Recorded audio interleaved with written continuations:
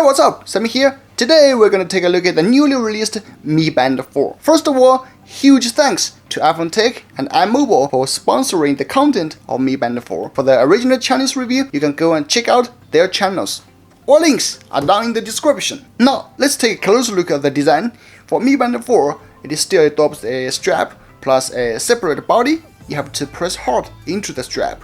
It feels tight and solid. As whether is it easy to gather dirt in the groove part or not, we still need more time to test. The size of the Mi Band 4 is almost the same as Mi Band 3, but as you can see, the Mi Band 4 seems less rounded. On the back is the Mi logo and the heart rate monitor sensor. Also, it has moved the charging contacts from the bottom of the Mi Band 3 to the back of Mi Band 4 because of inner structure changing. Thus, it comes with a charging socket instead of a charging cable like on previous Mi Bands. The mic that's right on the corner of the Mi Band 4 here is actually a very smart design. It won't be muffled by your wrist. As for the strap, the appearance and the material have not changed compared to the previous generation, but with more color options for you to choose from. So in terms of Mi Band 4's design, it hasn't changed that much whether regarding the dimension or the material when compared to its predecessor. If you ask me, how does it feel when wearing the Mi Band 4? Well, almost the same as Mi Band 3.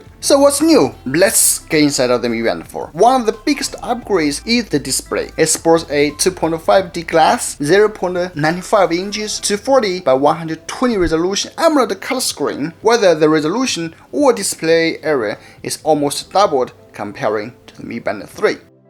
The interaction of the Mi Band 4 is simple. Under the home interface, swipe left and right to enter the shortcut panel. Slide up and down to enter the function menu. Click in to enter the secondary classification. As for messages, it issues twice more text than Mi Band 3 on one panel. You can read the full text by scrolling down.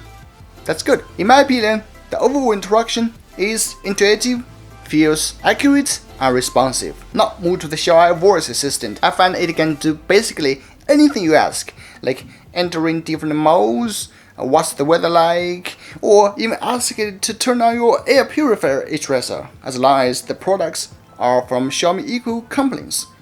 That's cool. But again, I'm not sure if the Xiaoai supports English, or maybe you can learn Chinese. For others, the Band 4 has a 135 mAh battery. The official data shows that the standard Mi Band 4 version has 20 days of battery life. For NFC version, 15 days. After our test, I'm deeply satisfied with that. Also, it has a better chipset and a sensor. The Bluetooth 5.0. For the waterproof rating, it's 5 ATM, the same as Mi Band 3.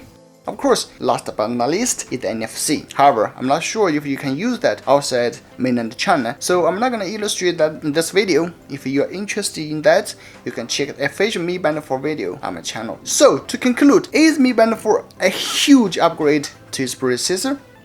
I think it is. For its bigger 2.5D glass AMOLED color screen, more scratch resistant, and the more accurate sensors upgrade, which makes your sports recording more accurate and versatile, plus the NFC and the Xiaoai voice assistant. It feels much more powerful and smarter. And lastly, Xiaomi again surprises us with a super affordable price. For the standard version is 169 RMB, that's 24 US dollars. The NFC version is 229 RMB, about 33 US dollars. Of course, that's the original price from Xiaomi. If you buy from third-party platforms like Gigabuy or AliExpress, it will be a little bit more expensive because they have to add a shipping fee or labor fee. Those. I put my sponsors link down in the description. Make sure to check it out. If you do have any questions about it, just let me know. I'm Sami. See you next time.